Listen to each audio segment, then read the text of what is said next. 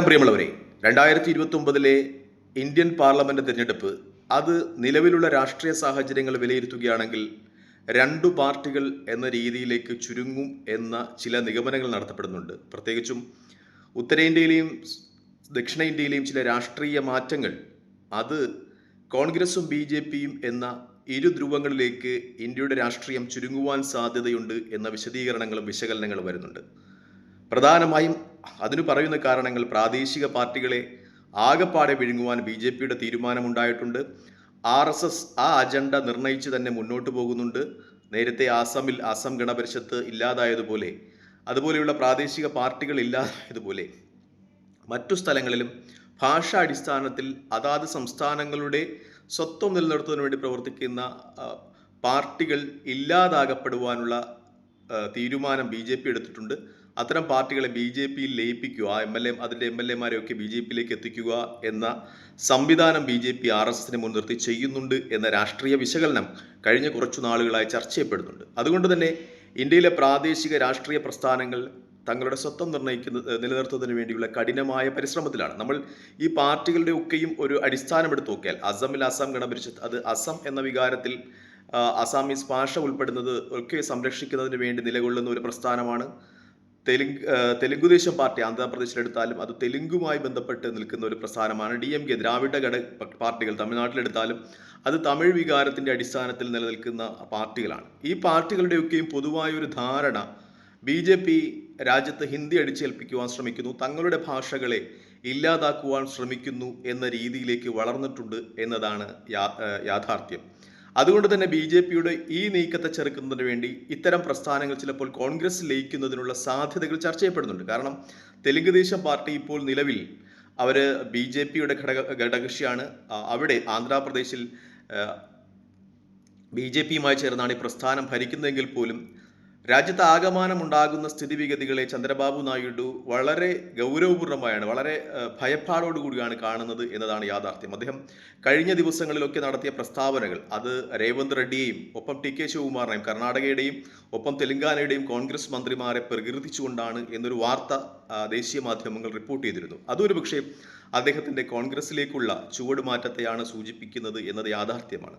അവിടെ ജഗന്നാഥ് റെഡ്ഡി എന്ന് പറയുന്ന മറ്റൊരു നേതാവ്, നേരത്തെ കോൺഗ്രസിന്റെ ഭാഗമായിരുന്ന, പിന്നീട് അദ്ദേഹത്തിന്റെ പിതാവ് മരണപ്പെട്ടപ്പോൾ, ജനാർദ്ദൻ റെഡ്ഡി മരിച്ചപ്പോൾ മുഖ്യമന്ത്രി പദം ആവശ്യപ്പെട്ടുവെങ്കിലും കോൺഗ്രസ് നിരാകരിച്ചതിന്റെ പേരിൽ YSRCP എന്ന് പറയുന്ന മറ്റൊരു പാർട്ടി ഉണ്ടാക്കി കോൺഗ്രസിൽ നിന്ന് വിട്ടുപോയ അദ്ദേഹം പോലും ഇപ്പോൾ കോൺഗ്രസിനോടൊപ്പം ചേരുവാൻ നോക്കുന്നു എന്ന രീതിയിലുള്ള വാർത്തകൾ പുറത്തു വരികയാണ്. അവിടെ, അതായത് ആന്ധ്രാപ്രദേശിലെ രണ്ടു പാർട്ടികളും കോൺഗ്രസിനോട് കൂടുതൽ സൗഹൃദം സ്ഥാപിക്കുന്നു എന്ന രീതിയിലുള്ള വാർത്തകൾ പ്രത്യേകിച്ചും തെലുങ്ക് മാധ്യമങ്ങൾ തന്നെ റിപ്പോർട്ട് ചെയ്യുന്നുണ്ട്. ഈ രണ്ടു പാർട്ടികളുടെയും രാഷ്ട്രീയ നിലനിൽപ്പ് BJPയോടൊപ്പം നിന്നാൽ ചോദ്യം ചെയ്യപ്പെടും, ആ പ്രസ്ഥാനങ്ങൾ വിഴുങ്ങപ്പെടും എന്ന ഒരു യാഥാർത്ഥ്യം അവർ ഉൾക്കൊള്ളുന്നു എന്നതാണ് ഈ അവസരങ്ങളിൽ ദേശീയ മാധ്യമങ്ങളും ചർച്ച ചെയ്യുന്ന പ്രധാനപ്പെട്ട വാർത്ത. അതായത് BJPയോടൊപ്പം ചേർന്ന് നിൽക്കുന്ന രാഷ്ട്രീയ പ്രസ്ഥാനങ്ങൾ BJP തങ്ങളെ വിഴുങ്ങുവാനുള്ള സാധ്യത കൂടുതലാണ് എന്ന ഒരു രാഷ്ട്രീയ യാഥാർത്ഥ്യം തിരിച്ചറിഞ്ഞിട്ടുണ്ട്.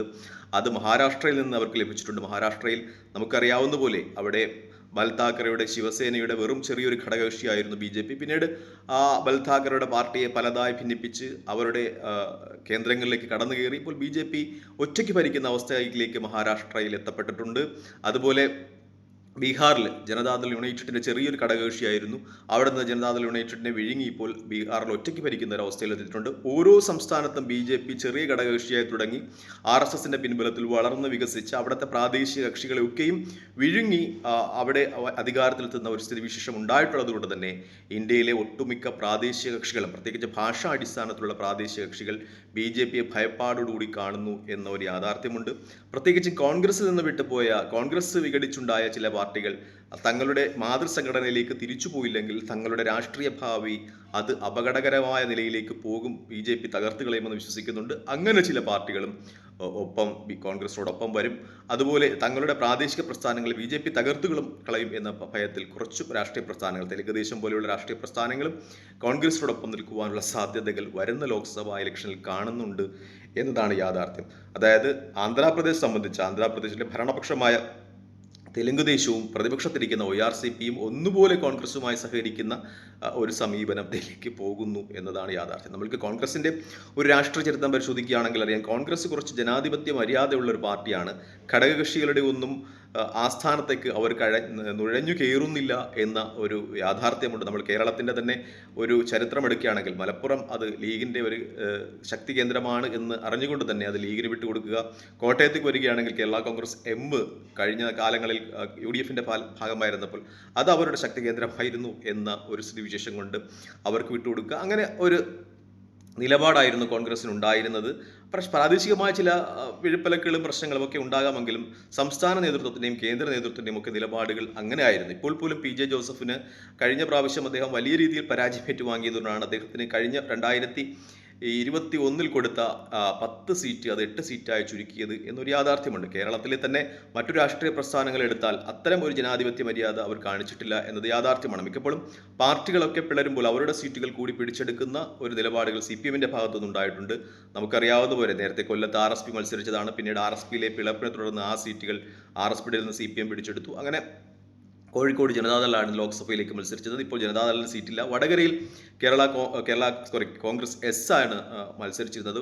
ഉണ്ണികൃഷ്ണൻ നമുക്കറിയാവുന്നില്ല. പക്ഷേ പിന്നീട് കോൺഗ്രസ് എസിന് ആ സീറ്റ് നിഷേധിക്കപ്പെട്ടു. അങ്ങനെ നിയമസഭയുടെയും ലോക്സഭയുടെയും ഒക്കെ കണക്കുകൾ എടുത്താൽ മിക്കപ്പോഴും ഘടകകക്ഷികളുടെ സീറ്റുകൾ പിടിച്ചു വാങ്ങി CPM വളരുന്ന ഒരു സംവിധാനം കേരളത്തിലുണ്ടായിരുന്നു എന്ന് ഒന്ന് മനസ്സിലാക്കാം. തിരുവനന്തപുരം ജില്ലയിൽ എടുക്കുകയാണെങ്കിൽ തിരുവനന്തപുരം ജില്ലയിൽ ജനതാദളൊക്കെ മത്സരിച്ച ഒരുപാട് സീറ്റുകളുണ്ട്. പാറശാല, നെയ്യാറ്റിൻകര അതുപോലെയുള്ള സീറ്റുകളുണ്ട്.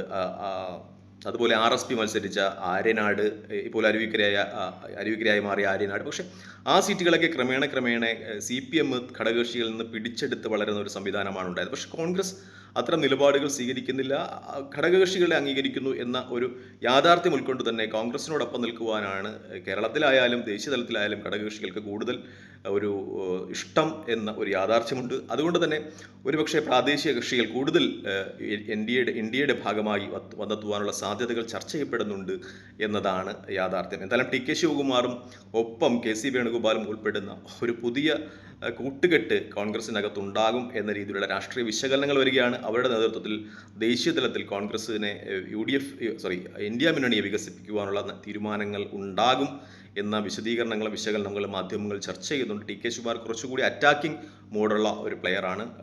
KC വേണുഗോപാലിനാണെങ്കിൽ കുറച്ചുകൂടി മിതത്വവും കാര്യങ്ങൾ